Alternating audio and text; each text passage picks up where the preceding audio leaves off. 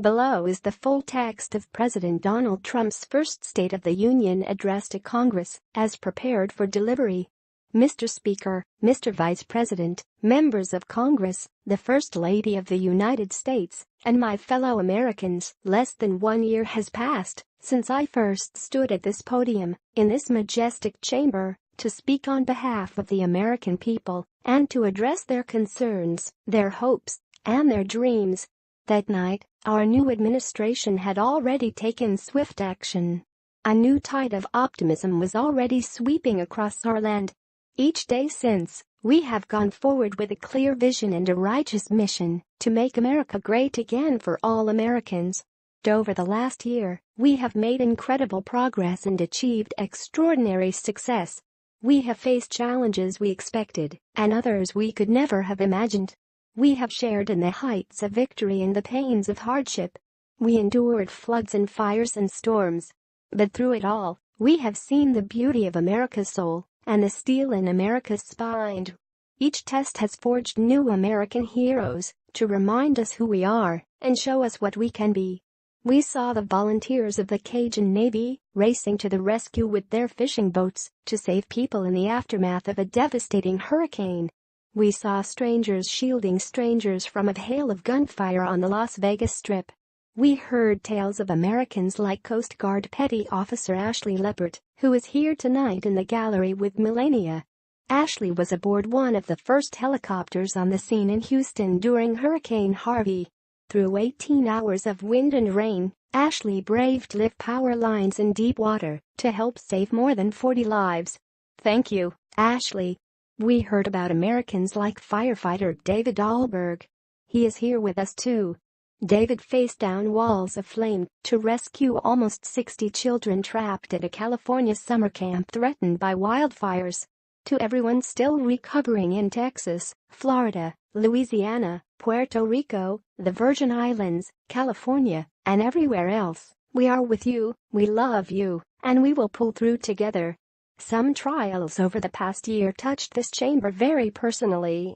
With us tonight is one of the toughest people ever to serve in this house, a guy who took a bullet, almost died, and was back to work 3.5 months later. The legend from Louisiana, Congressman Steve Scalise. We are incredibly grateful for the heroic efforts of the Capitol Police officers, the Alexandria Police, and the doctors, nurses, and paramedics who saved his life and the lives of many others in this room. In the aftermath of that terrible shooting, we came together, not as Republicans or Democrats, but as representatives of the people. But it is not enough to come together only in times of tragedy. Tonight, I call upon all of us to set aside our differences, to seek out common ground, and to summon the unity we need to deliver for the people we were elected to serve. Over the last year, the world has seen what we always knew, that no people on earth are so fearless, or daring, or determined as Americans. If there is a mountain, we climb it. If there is a frontier, we cross it. If there is a challenge, we tame it. If there is an opportunity, we seize it. So let us begin tonight by recognizing that the state of our union is strong because our people are strong. And together, we are building a safe, strong, and proud America. Since the election, we have created 2.4 million new jobs, including 200,000 new jobs in manufacturing alone.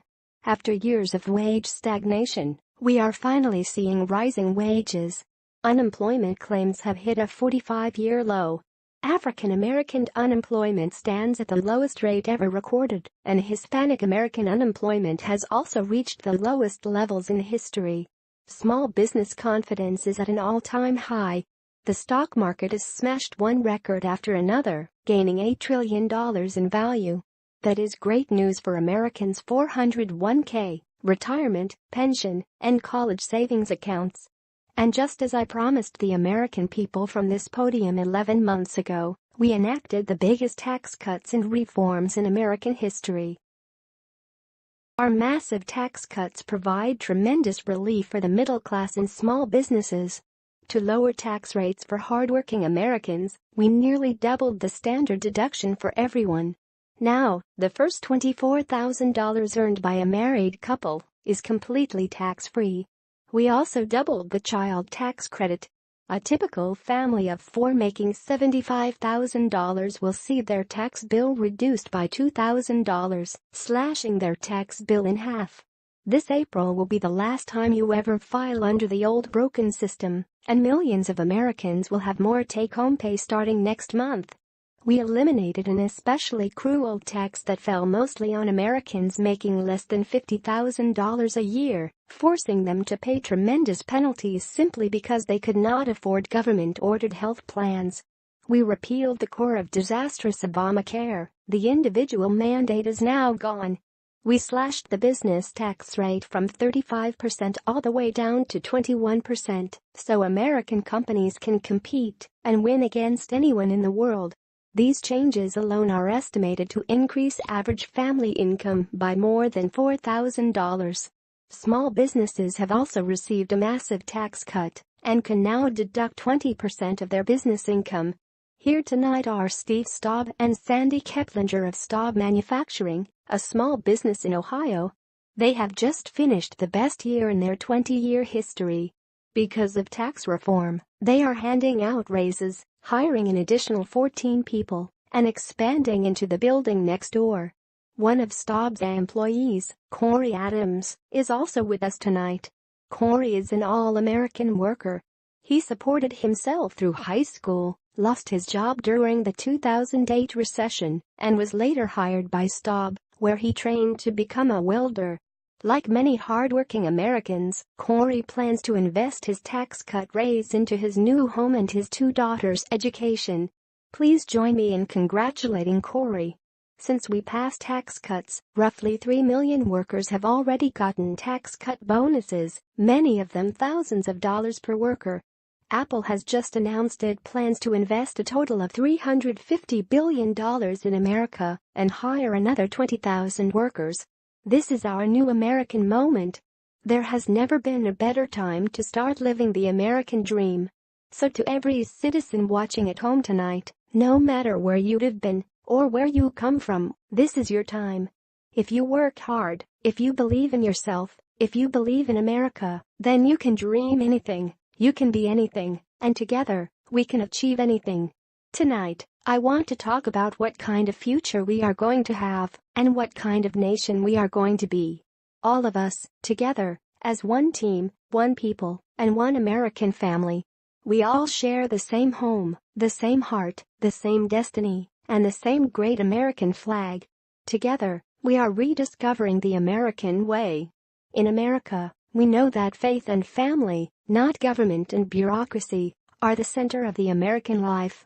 Our motto is "In God We Trust." And we celebrate our police, our military, and our amazing veterans as heroes who deserve our total and unwavering support. Here tonight is Preston Sharp, a 12-year-old boy from Redding, California, who noticed that veterans' graves were not marked with flags on Veterans Day. He decided to change that and started a movement that has now placed 40,000 flags at the graves of our great heroes. Preston, a job well done. Young patriots like Preston teach all of us about our civic duty as Americans. Preston's reverence for those who have served our nation reminds us why we salute our flag, why we put our hands on our hearts for the Pledge of Allegiance, and why we proudly stand for the national anthem. Americans love their country, and they deserve a government that shows them the same love and loyalty in return. For the last year we have sought to restore the bonds of trust between our citizens and their government. Working with the Senate, we are appointing judges who will interpret the Constitution as written, including a great new Supreme Court justice and more circuit court judges than any new administration in the history of our country. We are defending our Second Amendment and have taken historic actions to protect religious liberty. And we are serving our brave veterans, including giving our veterans choice in their healthcare decisions. Last year, the Congress passed, and I signed, the landmark VI Accountability Act. Since its passage, my administration has already removed more than 1,500 VI employees who failed to give our veterans the care they deserve, and we are hiring talented people who love our vets as much as we do. I will not stop until our veterans are properly taken care of, which has been my promise to them from the very beginning of this great journey. All Americans deserve accountability and respect, and that is what we are giving them. So tonight, I call on the Congress to empower every cabinet secretary with the authority to reward good workers and to remove federal employees who undermine the public trust or fail the American people. In our drive to make Washington accountable, we have eliminated more regulations in our first year than any administration in history. We have ended the war on American energy, and we have ended the war on clean coal. We are now an exporter of energy to the world. In Detroit, I halted government mandates that crippled America's auto workers so we can get the Motor City revving its engines once again. Many car companies are now building and expanding plants in the United States, something we have not seen for decades. Chrysler is moving a major plant from Mexico to Michigan. Toyota and Mazda are opening up a plant in Alabama. Soon, plants will be opening up all over the country. This is all news Americans are unaccustomed to hearing. For many years, companies and jobs were only leaving us. But now they are coming back. Exciting progress is happening every day. To speed access to breakthrough cures and affordable generic drugs, last year the FDA approved more new and generic drugs and medical devices than ever before in our history. We also believe that patients with terminal conditions should have access to experimental treatments that could potentially save their lives. People who are terminally ill should not have to go from country to seek a cure. I want to give them a chance right here at home. It is time for the Congress to give these wonderful Americans the right to try. One of my greatest priorities is to reduce the price of prescription drugs. In many other countries, these drugs cost far less than what we pay in the United States. That is why I have directed my administration to make fixing the injustice of high drug prices one of our top priorities. Prices will come down. America has also finally turned the page on decades of unfair trade deals that sacrificed our prosperity and shipped away our companies, our jobs, and our nation's wealth. The era of economic surrender is over. From now on, we expect trading relationships to be fair and to be reciprocal. We will work to fix bad trade deals and negotiate new ones.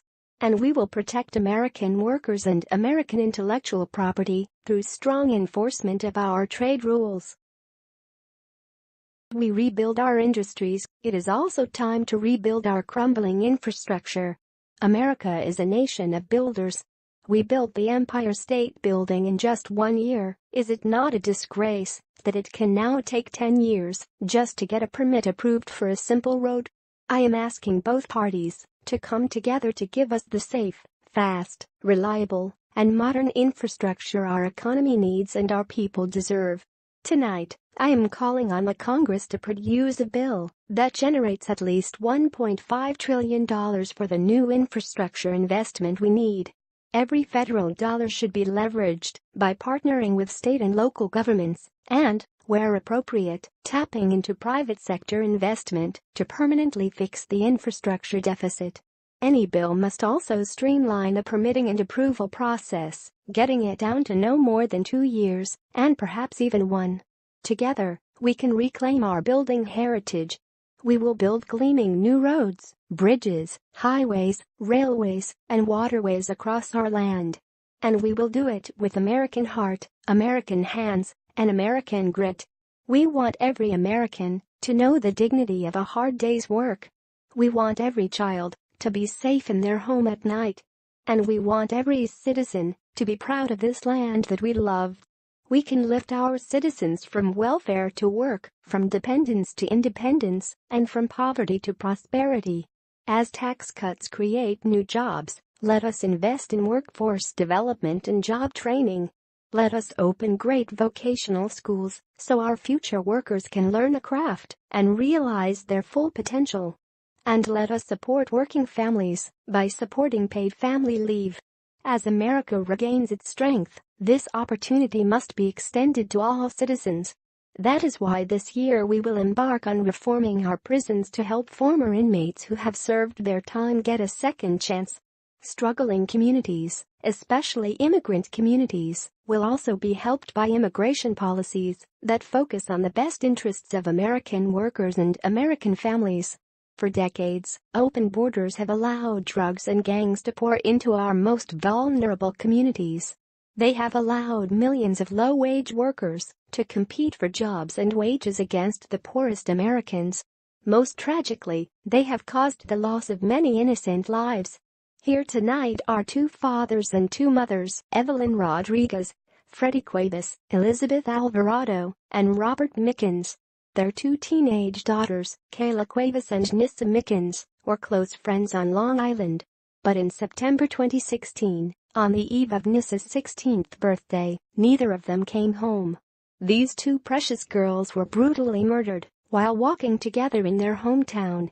6 members of the savage gang MS-13 have been charged with Kayla and Nissa's murders. Many of these gang members took advantage of glaring loopholes in our laws to enter the country as unaccompanied alien minors and wound up in Kayla and Nissa's high school. Evelyn, Elizabeth, Freddie, and Robert, tonight, everyone in this chamber is praying for you. Everyone in America is grieving for you. And 320 million hearts are breaking for you. We cannot imagine the depth of your sorrow, but we can make sure that other families never have to endure this pain. Tonight, I am calling on the Congress to finally close the deadly loopholes that have allowed MS-13 and other criminals to break into our country. We have proposed new legislation that will fix our immigration laws and support our ICE and Border Patrol agents so that this cannot ever happen again. The United States is a compassionate nation. We are proud that we do more than any other country to help the needy, the struggling, and the underprivileged all over the world. But as President of the United States, my highest loyalty, my greatest compassion, and my constant concern is for America's children, America's struggling workers, and America's forgotten communities. I want our youth to grow up to achieve great things. I want our poor to have their chance to rise. So tonight, I am extending an open hand to work with members of both parties, Democrats and Republicans, to protect our citizens of every background, color, religion, and creed. My duty, and the sacred duty of every elected official in this chamber, is to defend Americans, to protect their safety, their families, their communities, and their right to the American dream. Because Americans are dreamers too. Here tonight is one leader in the effort to defend our country, Homeland Security Investigations Special Agent Celestino Martinez. He goes by CJ. CJ served 15 years in the Air Force before becoming an ICE agent and spending the last 15 years fighting gang violence and getting dangerous criminals off our streets. At one point, MS-13 leaders ordered CJ's murder. But he did not cave to threats or fear. Last May, he commanded an operation to track down gang members on Long Island. His team has arrested nearly 400, including more than 220 from MS-13. CJ, great work. Now let us get the Congress to send you some reinforcements. Over the next few weeks, the House and Senate will be voting on an immigration reform package. In recent months, my administration has met extensively with both Democrats and Republicans to craft a bipartisan approach to immigration reform. Based on these discussions, we presented the Congress with a detailed proposal that should be supported by both parties as a fair compromise, one where nobody gets everything they want, but where our country gets the critical reforms it needs. Here are the 4 pillars of our plan. The first pillar of our framework generously offers a path to citizenship for 1.8 million illegal immigrants who were brought here by their parents at a young age. That covers almost 3 times more people than the previous administration. Under our plan, those who meet education and work requirements and show good moral character will be able to become full citizens of the United States. The second pillar fully secures the border. That means building a wall on the southern border, and it means hiring more heroes like CJ to keep our communities safe. Crucially, our plan closes the terrible loopholes exploited by criminals and terrorists to enter our country and it finally ends the dangerous practice of catch and release. The third pillar ends the visa lottery, a program that randomly hands out green cards without any regard for skill, merit, or the safety of our people. It is time to begin moving towards our merit-based immigration system, one that admits people who are skilled, who want to work, who will contribute to our society, and who will love and respect our country. The fourth and final pillar protects the nuclear family by ending chain migration. Under the current broken system, a single immigrant can bring in virtually unlimited numbers of distant relatives. Under our plan, we focus on the immediate family by limiting sponsorships to spouses and minor children. This vital reform is necessary, not just for our economy, but for our security and our future. In recent weeks, 2 terrorist attacks in New York were made possible by the visa lottery and chain migration. In the age of terrorism, these programs present risks we can no longer afford.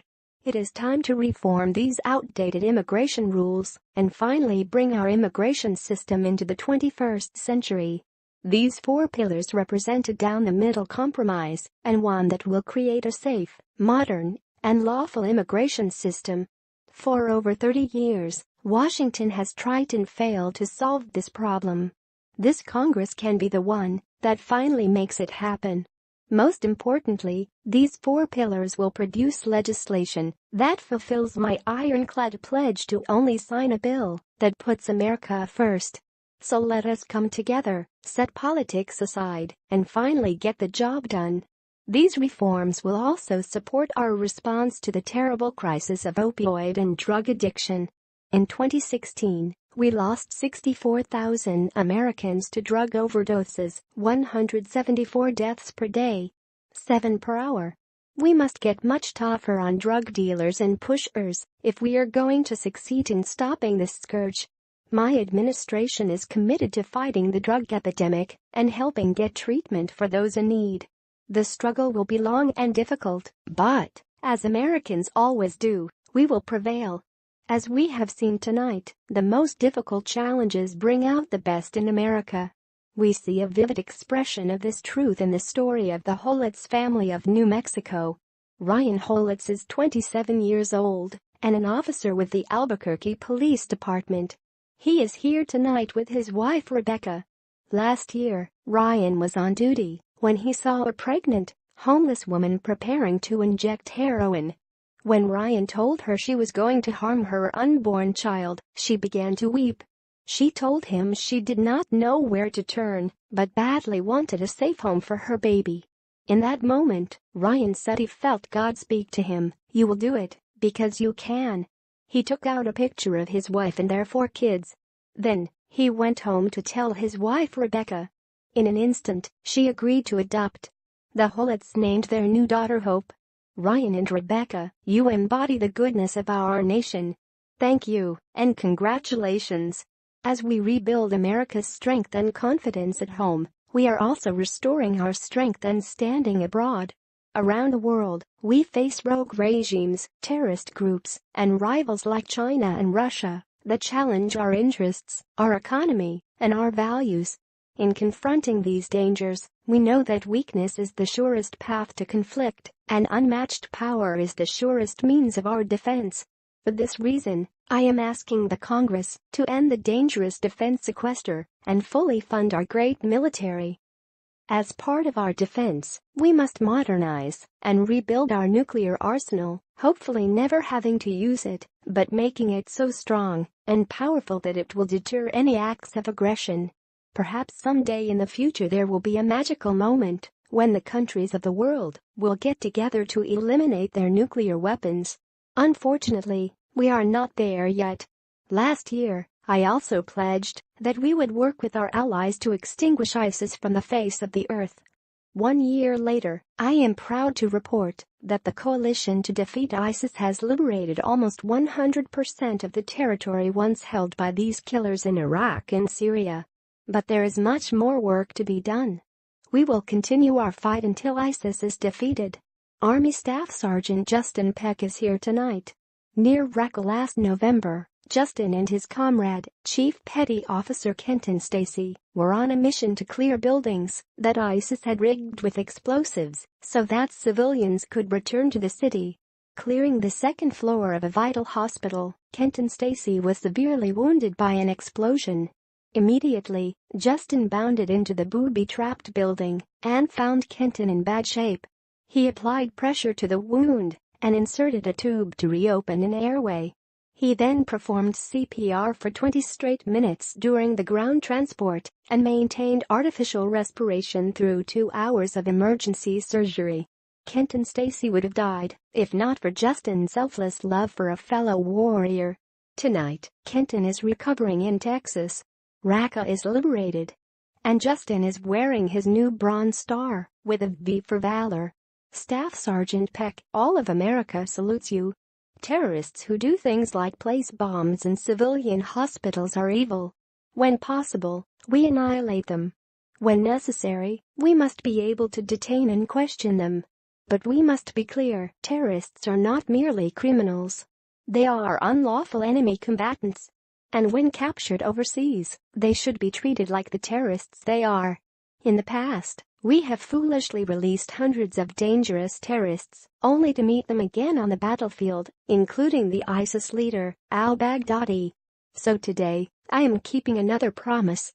I just signed an order directing Secretary Mattis to re-examine our military detention policy and to keep open the detention facilities at Guantanamo Bay.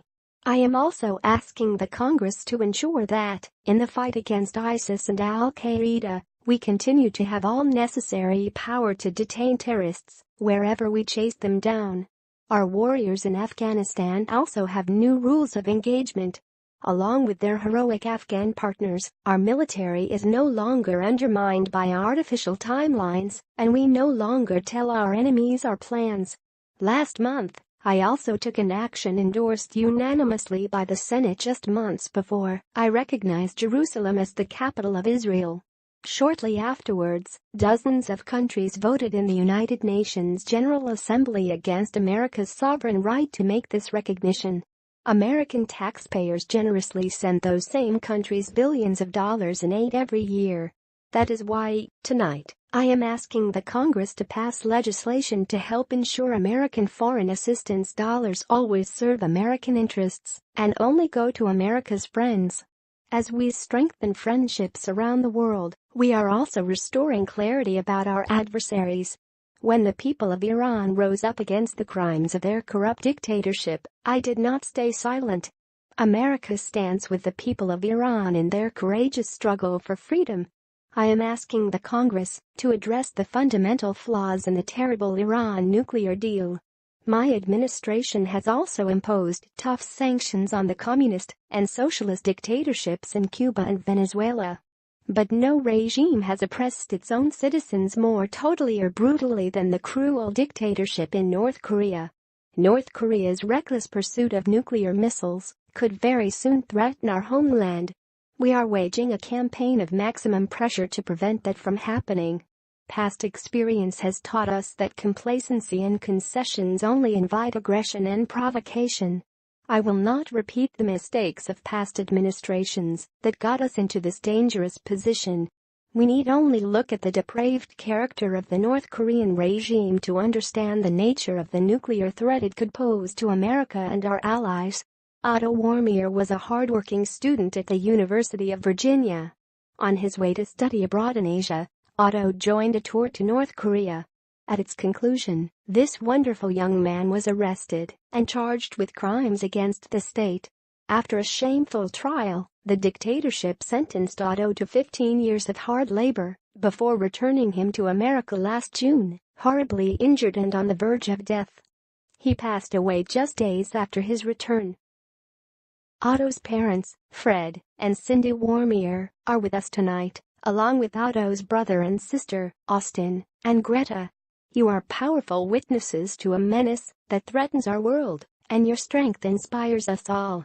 Tonight, we pledge to honor Otto's memory with American resolve. Finally, we are joined by one more witness to the ominous nature of this regime. His name is Mr. Ji Seong Ho. In 1996, Seong-ho was a starving boy in North Korea. One day, he tried to steal coal from a railroad car to barter for a few scraps of food.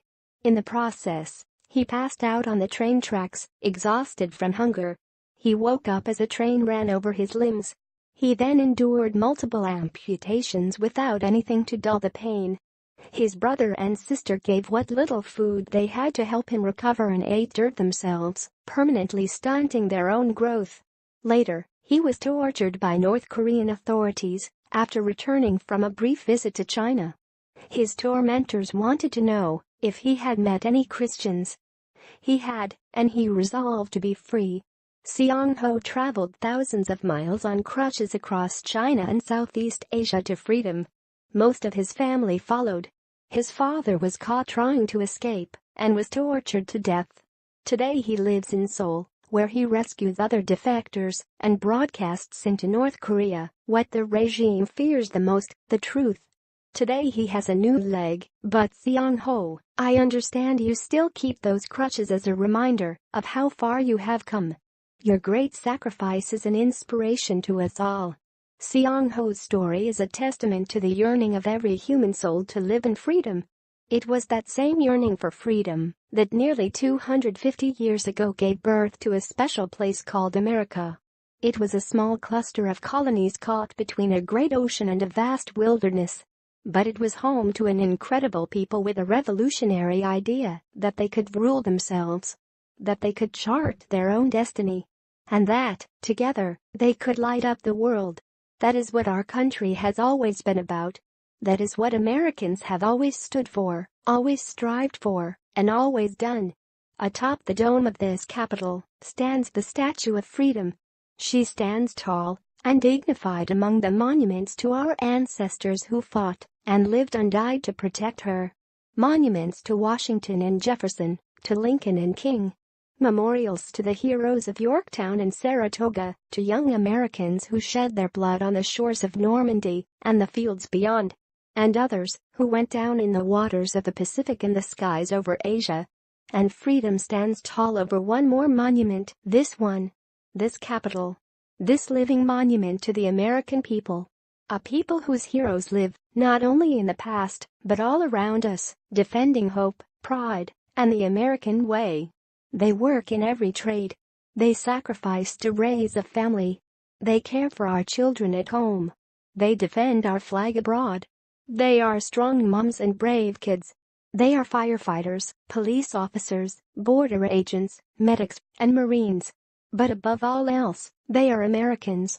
And this capital, this city, and this nation belong to them. Our task is to respect them, to listen to them, to serve them, to protect them, and to always be worthy of them. Americans fill the world with art and music. They push the bounds of science and discovery. And they forever remind us of what we should never forget. The people dreamed this country. The people built this country. And it is the people who are making America great again.